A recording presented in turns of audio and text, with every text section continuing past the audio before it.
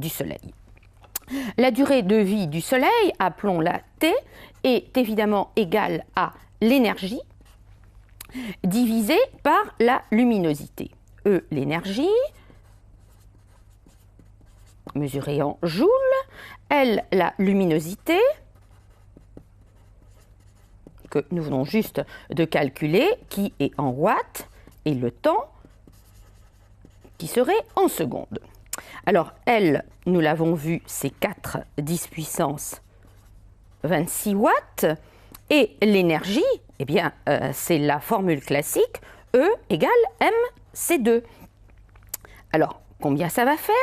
M, c'est la quantité de masse transformée, donc la masse totale du Soleil, nous l'avons déterminée il y a quelques instants, 2 10 puissance 30 kg, multiplié par cette partie transformée, donc qui correspond au défaut de masse, 0,7%. C'est ce qui se passe dans la région centrale du Soleil, donc disons 1/10 de la masse totale. Et ça, donc ça nous fait le M, multiplié par C2, c'est-à-dire 3 10 puissance 8 au carré. Je vous laisse faire l'application numérique.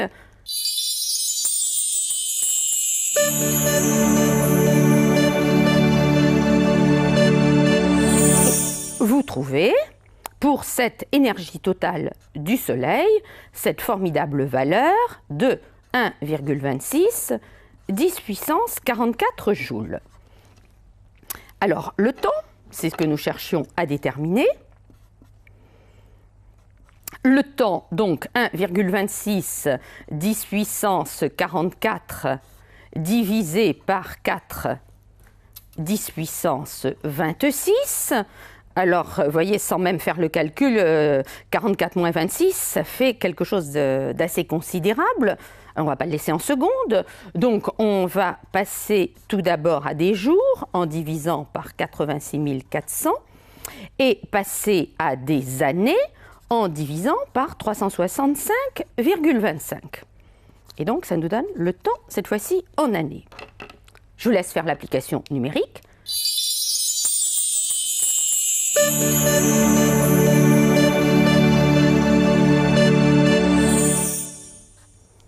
Et nous trouvons, pour l'ordre de grandeur de la durée de vie du Soleil, une valeur de 10 puissance 10 ans, c'est-à-dire 10 milliards d'années. Une valeur qui est à considérer avec l'âge actuel du Soleil, qui est estimé être de l'ordre de 4,5-4,6 milliards d'années, ce qui signifie que le Soleil est à la moitié de sa durée totale de vie. Intéressons-nous maintenant à la surface du Soleil, sa photosphère. À ce niveau, un point d'information. Comme vous le savez, on ne regarde jamais directement la surface du Soleil. Toutes les observations se font en projection, puisqu'autrement, il y a risque de brûlure de la rétine.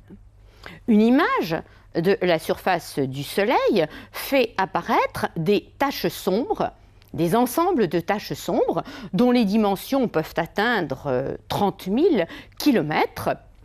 Et ces taches sombres correspondent à des régions un peu plus froides, tout de même environ 4000 Kelvin.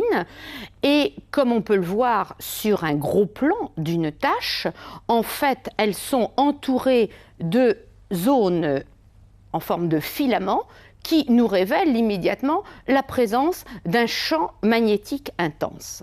En fait, on observe des taches par groupe de 2 avec une polarité différente pour la tache qui va se trouver en avant, la tache qui se trouve en arrière.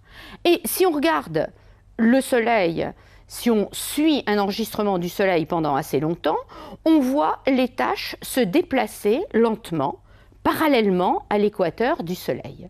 En fait, elles sont entraînées avec la rotation du Soleil autour de son axe, une rotation différentielle qui correspond à une période de l'ordre de 25 jours vers l'équateur et 35 jours vers le pôle. L'intérêt de l'observation des taches solaires est qu'il nous renseigne sur l'activité du Soleil. Et cette activité du Soleil varie de façon périodique, avec une périodicité assez longue, une période de 11 ans, Vous savez peut-être, par exemple, que les années 2001-2002 correspondent à un maximum d'activité solaire. Et nous allons voir ce que signifie dans quelques instants cette activité solaire quand nous parlerons du vent solaire. Et le Soleil présente un cycle de 11 ans, ou même de 2 fois 11 ans, puisque d'un cycle au cycle suivant, il y a une inversion de la polarité des groupes de tâches entre hémisphère nord du Soleil et hémisphère sud du Soleil. Intéressons-nous maintenant à l'atmosphère solaire. La surface du Soleil est tellement brillante que l'atmosphère n'est observable que si la surface est totalement masquée. Alors évidemment, ça c'est possible lorsqu'il y a une éclipse totale du Soleil. Mais les éclipses totales du Soleil sont très rares. Après la célèbre éclipse du 11 août 1999 en Europe, il a fallu attendre juin 2001 sur l'Afrique australe, ou encore décembre 2002 sur l'océan Indien, ou encore mars 2006 sur une bande allant de l'Afrique à la Turquie. Et de plus, les éclipses ne sont visibles à un moment donné que sur une étroite zone de la Terre. Donc il faut avoir recours à d'autres techniques, utiliser un coronagraphe qui masque la surface du Soleil et permet d'observer son atmosphère, un coronagraphe qui est au sol ou, mieux encore, en orbite autour de la Terre. Alors les images obtenues avec ces instruments révèlent la présence d'une couche un peu rosée, à la couleur rosée caractéristique de la raie H-alpha de l'hydrogène, proche du Soleil, qu'on appelle la chromosphère, et une vaste zone diffuse d'un blanc très nacré qui s'appelle la couronne du Soleil. Et si l'on regarde plus attentivement, on peut voir, semblant jaillir de la surface du Soleil, en fait jaillissant des taches solaires, des formidables protubérances dont les dimensions sont bien supérieures à la taille même de la Terre. On peut aussi admirer des éjections de masse coronale, donc énorme quantité de matière qui jaillit du Soleil dans cette atmosphère du Soleil.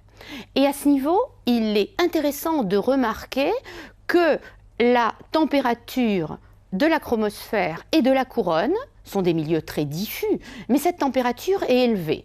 On le sait parce que les raies ne sont pas comme dans la photosphère en absorption, mais elles sont en émission.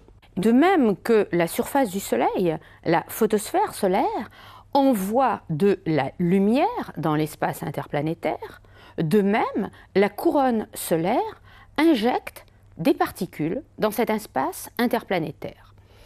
Ces particules, ce sont essentiellement des protons, des électrons, dont l'intensité et dont la vitesse dépendent d'ailleurs de l'activité solaire. Mais la vitesse est toujours élevée, au moins de l'ordre de 400 km par seconde. Ce sont donc des particules très énergétiques. Ce vent solaire, ainsi qu'on l'appelle, est un gaz ionisé, globalement neutre, ce qu'on appelle en physique un plasma. Un plasma peut agir avec les champs magnétiques. Le vent solaire transporte le champ magnétique du Soleil. Et lorsque ce vent solaire arrive à proximité d'une planète, il interagit avec le champ magnétique de cette planète. C'est ainsi que se forment des magnétosphères planétaires. Et lorsque ce vent solaire arrive à proximité d'une comète, il repousse les ions de comète dans la direction opposée à celle du Soleil, ce qui fait apparaître ce qu'on appelle une queue de plasma cométaire. Phénomène qui est visible à proximité du Soleil, aussi bien pour une comète passant relativement loin du Soleil comme Hyakutake, que pour une petite comète du groupe de Kreutz qui en fait va aller se précipiter sur le Soleil.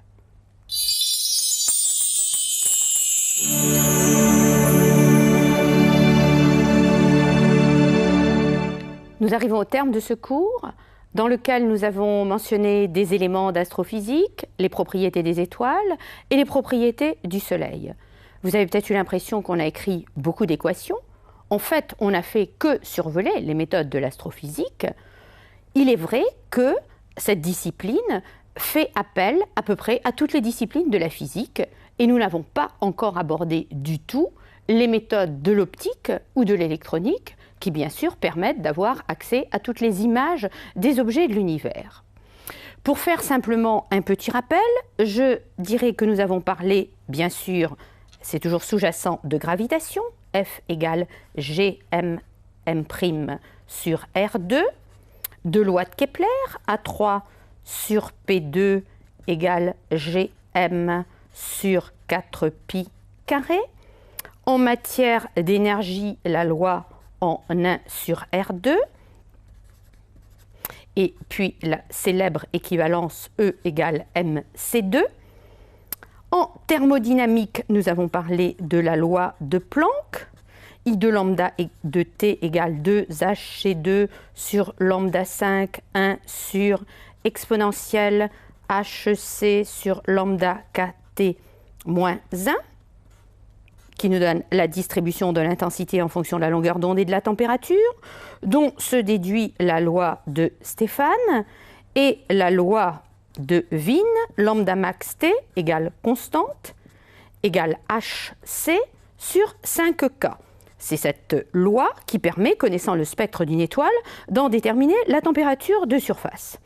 Et la spectroscopie, bien sûr, permet aussi d'avoir accès à la composition des étoiles en physique atomique, par exemple, dans le cas de l'hydrogène, 1 sur lambda égale RH, 1 sur P2, moins 1 sur N2.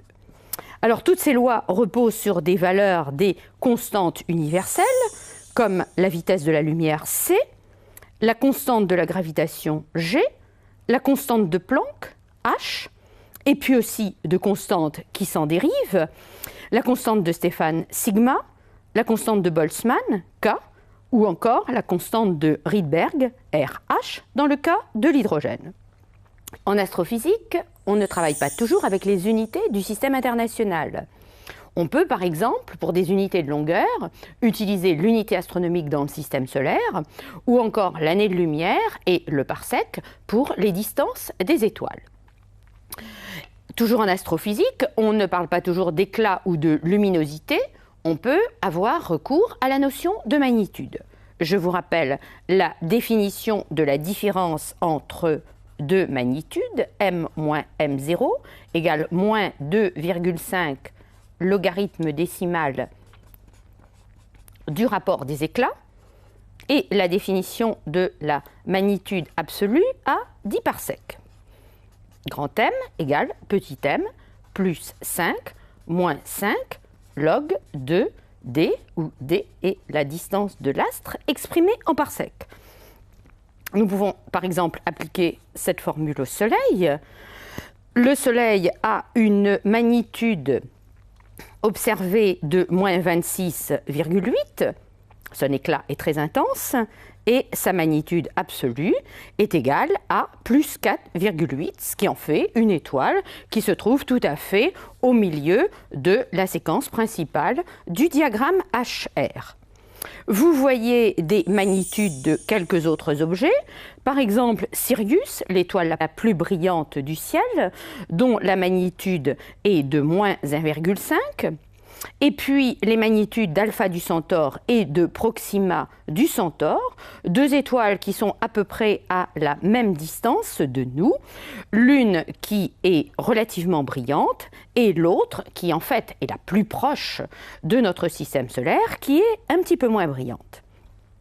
Et pour terminer, les caractéristiques du Soleil, sa luminosité, sa masse, son rayon, sa masse volumique, et sa période de rotation, qui est différente entre la période de rotation au voisinage de l'équateur et au voisinage du pôle, puisqu'il s'agit d'une sphère gazeuse en rotation lente.